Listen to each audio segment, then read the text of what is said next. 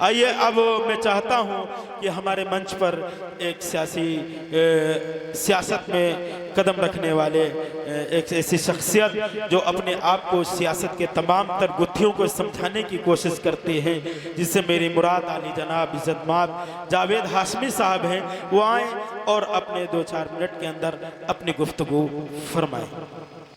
औज़ु बिल्लाहि मिनश शैतानिर रजीम, बिस्मिल्लाहिर रहमानिर रहीम। आज की इस बाबरकत महफिल में तमाम उलमाए किराम की मौजूदगी में जनाब ज़ैद आतिश कासमी साहब ने हमको माइक पर मदऊ किया, उसके लिए हम उनका तहे दिल से शुक्रगुजार हैं। इस मंच पर हमारे साथी जनाब काशिफ अंसारी साहब भी तशरीफ़ फरमा है। मैं कोई हाफिज़ व कारी नहीं हूँ, मैं मदरसे का तालिब इल्म ज़रूर रहा हूँ, लेकिन मौजूदा वक्त में मैं एक सियासी जमात से मेरी वाबस्तगी है। मजलिस इत्तेहादुल मुस्लिमीन का मैं सीतापुर का नायब सदर हूँ और उसी जद्दोजहद में दिन भर लगा रहता हूँ। जैसा कि दीनी जलसों में हमें बोलने की कोई शौक़ नहीं है, हमें ज़्यादा बोलना भी नहीं आता है, लेकिन हमने गुजारिश की थी ज़ैद आतिश साहब से, जब हमने पीछे मंच पर उन्वान देखा शुहदाए इस्लाम, और चूँकि मुहर्रम का महीना है तो मैंने गुजारिश की थी कि 1 मिनट का हमें भी मौका दिया जाए।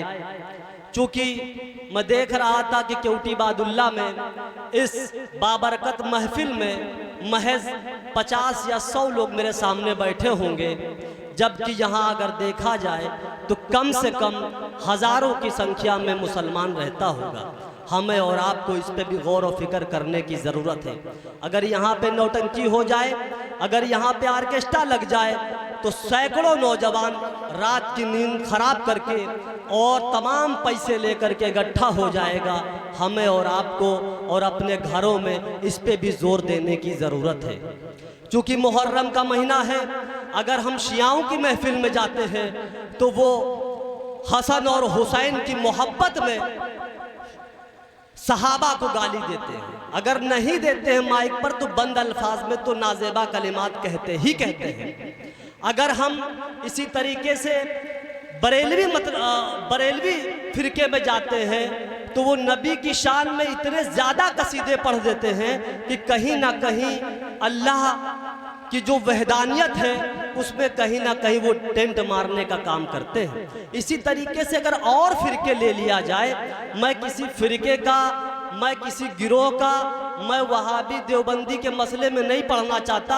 मैं मुसलमान हूँ, मेरा अल्लाह एक है, मेरे नबी हज़रत मोहम्मद मुस्तफ़ा सल्लल्लाहु अलैहि वसल्लम है, मेरी कुरान मेरी किताब है, यही हमारा अकीदा है। लेकिन अगर फिरकों की बात की जाए तो वो हसन और हुसैन अलैहिस्सलाम जिनको शहीद कर दिया गया, तो हमको और आपको ये भी सोचना है कि आखिर किस बिना पर उनको शहीद किया गया। ऐसा नहीं है कि हसन और हुसैन के साथ जो 72 लोग करबला में गए उनको मारने वाले कोई आरएसएस के थे या कोई बीजेपी का था या कोई यहूदी था या कोई मुशरिक था। नहीं, दोनों तरफ तलवारें चल रही थी और दोनों तरफ ला इलाहा इल्लल्लाह मुहम्मदुर रसूलुल्लाह पढ़ने वाले कलिमे वाले थे। तो हमें और आपको इस पर भी गौर व फिक्र करना चाहिए कि बहरहाल आखिर क्या वजह थी कि नबी पाक सल्लल्लाहु अलैहि वसल्लम के गुजरने के 50 साल के अंदर पूरे उनके घर वालों को शहीद कर दिया गया।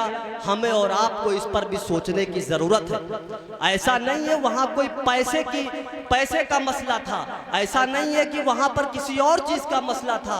अगर जहाँ तक हमने पढ़ा, जहाँ तक हमने समझा, तो हमारी समझ में सिर्फ यही आया कि वहाँ पर सिर्फ बेयत का मसला था। जब लाखों मुसलमान यजीद के हाथ में बेयत कर चुका था, फिर एक आदमी से बेयत मांगने की जरूरत क्या पड़ी, और वो बेयत देने को तैयार नहीं थे। मसला करबले की बुनियाद वहीं से थी।